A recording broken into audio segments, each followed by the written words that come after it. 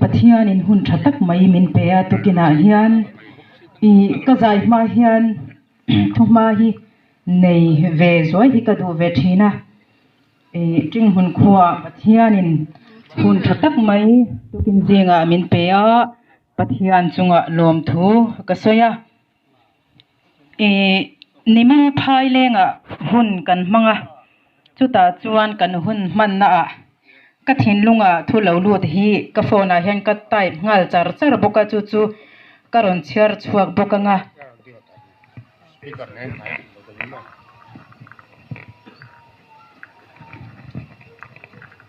chongpu kan timaya hei nei tu diktak kan chiar nga mi ziak te a hi chongpu anei tu ni na in thu kan soya na kan thok bokang lofa na thok tu te zong zong an chol a hun to lofa nuna ram hruaina renga tramna a thleng thin ram hruai tu te ber lofa ril rupu an ni awangin tram ma hruai tu an nia in to del chu ram mi puite ram fa te tan chuan hlatak ani sumdong ril ru an puwa min lila min chok chena mi puite min zuara kan man chu in ti len nan an manga an du sak zong uite si halte ching hnia te rul te an peta boka kan man tang te chu an in sem vel ani hi an sumdong lian te em ani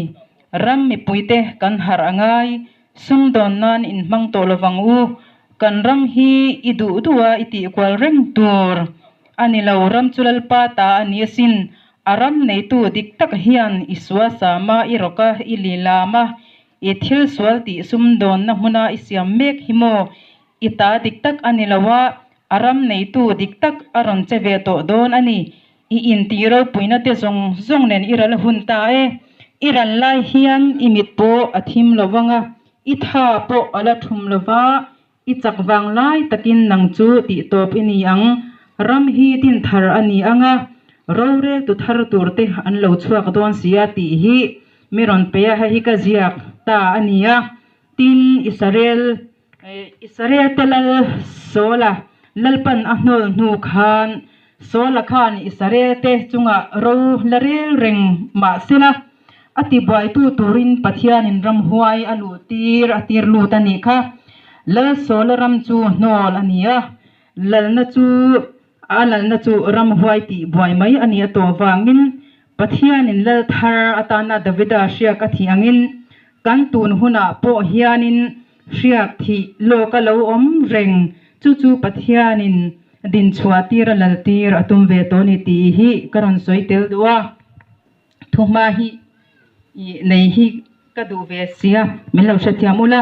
tuna kan symbol hero puikati ha hi ka soi lo theilawa kan symbol hi how to thunei tu ten an mani ngeina lukhum minron pe ka hi pathian rem ruan na pastor chhona hnena pathianina alo hriat ti rakha tuna hian kalphung thara hian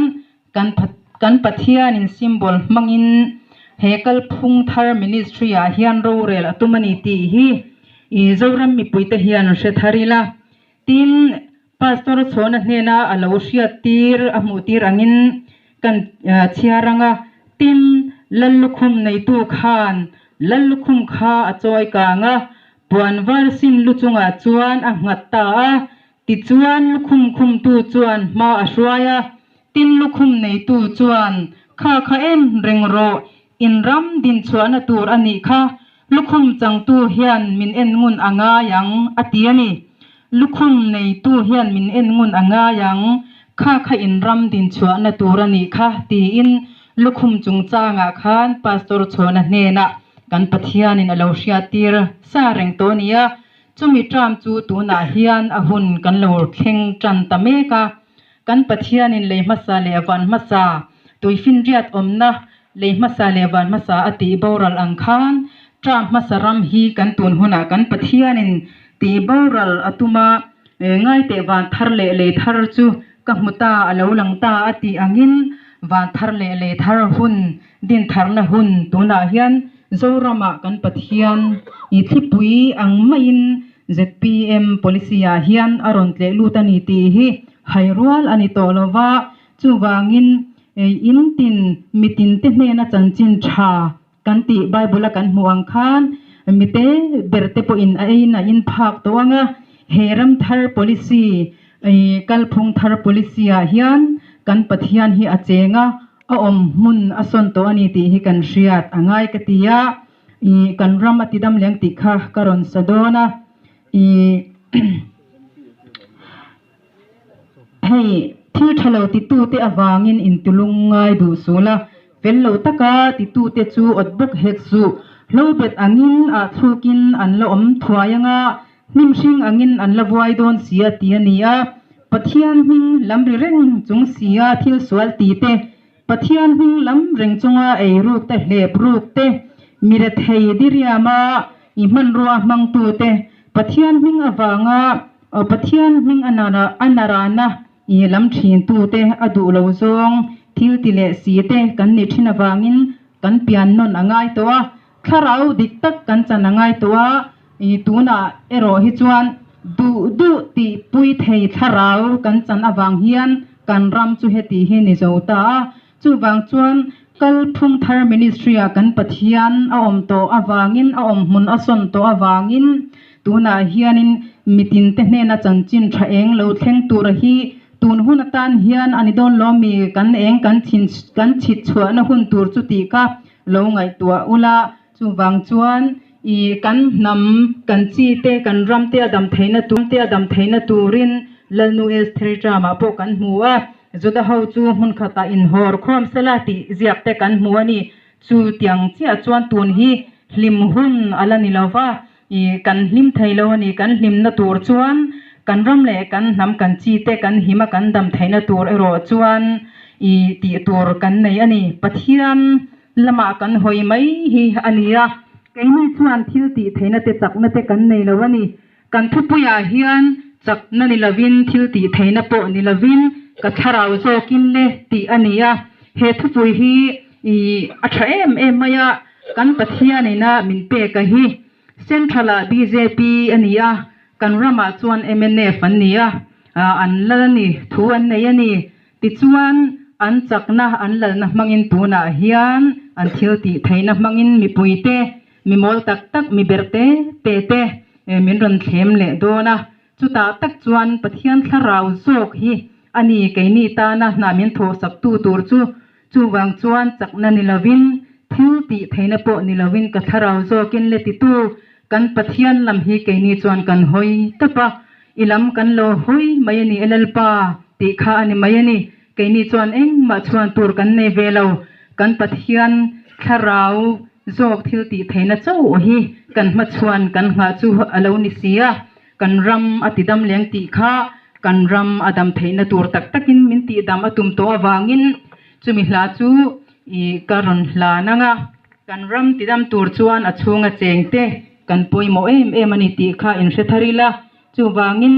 pathian in kalphung thar policy a hian I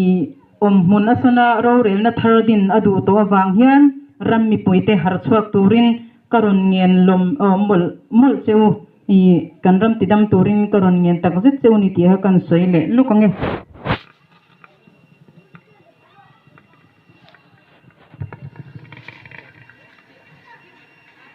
nang le ke pathian taksa kan nia kan ram tidam turin nang le ke hi pathian ni min ha ko rengani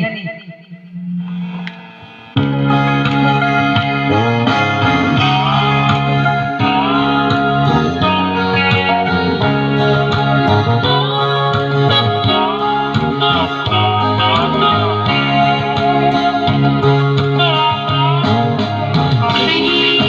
subscribe cho kênh Ghiền Mì Gõ để không bỏ lỡ những video hấp dẫn